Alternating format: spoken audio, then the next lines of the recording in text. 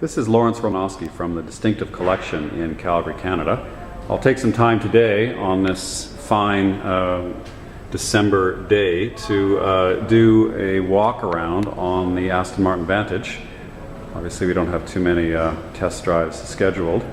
So the Vantage came out in 2006 and it followed closely with the launch of the DB9. These were two brand new cars that were platform shared. They had the same, what they call a VH aluminum monocoque, which stands for vertical horizontal, and this means that it could be manufactured in different widths and different lengths to suit different cars. So Aston has a DB9, which is a 12-cylinder car with an available automatic, and it's slightly more of a Grand Tourer, still a sports car, but a little bit more refined. And then they came out with a V8 Vantage, which is a sports car. So a lot sharper on the steering, a lot more negative camber in the suspension, a little bit more visceral. It's a two-seat car. There's no rear seats in it. Set up to be reasonably stiff, I think. A great track car. It's an all-aluminum car, and most people consider it to be exceptionally beautiful. And it's not derivative of anything else. There's no other car that looks like an Aston Martin, and there's no part of an Aston Martin that looks like any other car. So you can't say that about too many new vehicles, and usually everything's been done already. So this particular car we've outfitted with some accessories, the graphite wheels and some carbon fiber trim. What I really like about the Aston Martins is the way they're built. And it's a brand new factory, state-of-the-art, and it looks like a hospital inside. And the whole car, as I said, is aluminum. It is unusual for a production car in that these V8 engines are dry sump. So that means that normally you have an engine and then the oil drains down into an oil pan, and this oil pan might be 5 or 6 inches high, and then the oil pump reaches into the oil pan and lubricates the engine. The only problem is that if you go around a corner too fast, the centrifugal force pushes the oil to one side and you can get oil starvation.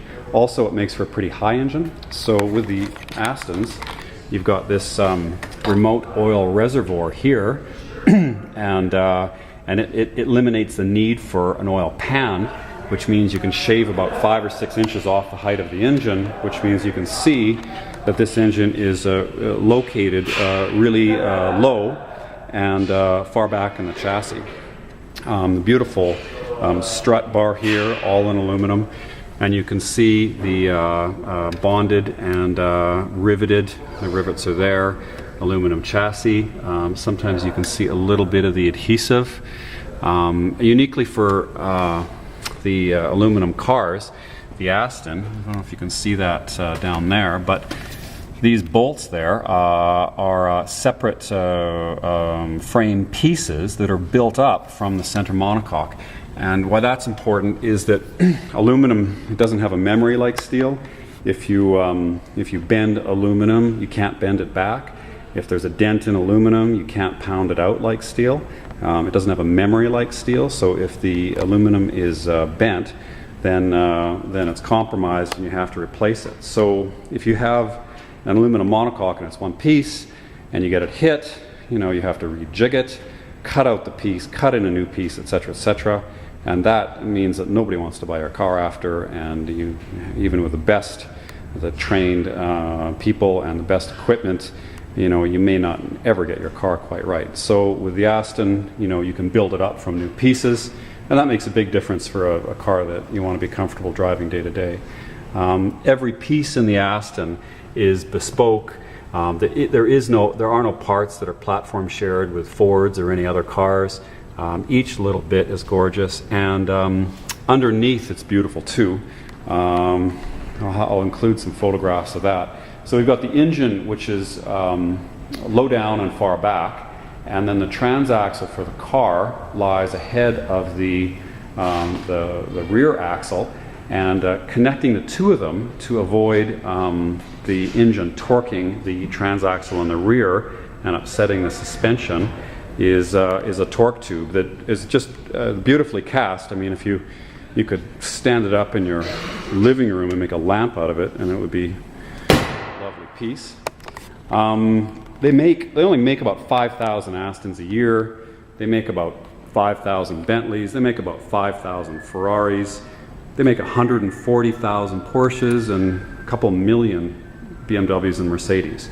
So with a hand-built car, you get individual selection of the hides, and it's hand-stitched, and you get a leather dashboard that's hand-stitched. You get beautiful instruments, and it's a special car. I mean, there's lots of other competent sports cars out there, but none of them are V8 Vantage money, which is about 150, 160,000 Canadian for a coupe, and handmade. You can spend double the amount and get a Ferrari, or you can spend a bit less and get something that's mass-produced. But I think that the Astons are really quite special. Most people prefer the Vantage to the DB9 in terms of the looks, and I agree. It's if there's kind of one word that could describe it, I think you'd have to say it's ballistic. I like the word ballistic for this car. It's like the bodywork's just poured over the mechanicals. Right now, and I've shot another video describing some of our other cars, we have '09 cars. We don't want them in 2010. It's snowing outside. We'd love to sell these cars before the end of the year, and we're offering, with the help of Aston Martin, who's given us some money, to help offset the sale, really unprecedented prices on these cars. So for something in the low to mid 100,000s, you can drive a hand-built aluminum 420 horsepower, laps the Nürburgring in 4-minute car, and that's pretty special. And the distinctive collection here in Calgary, Canada, we'd be happy to show you these cars. My name is Lawrence Romanowski, and thanks for looking.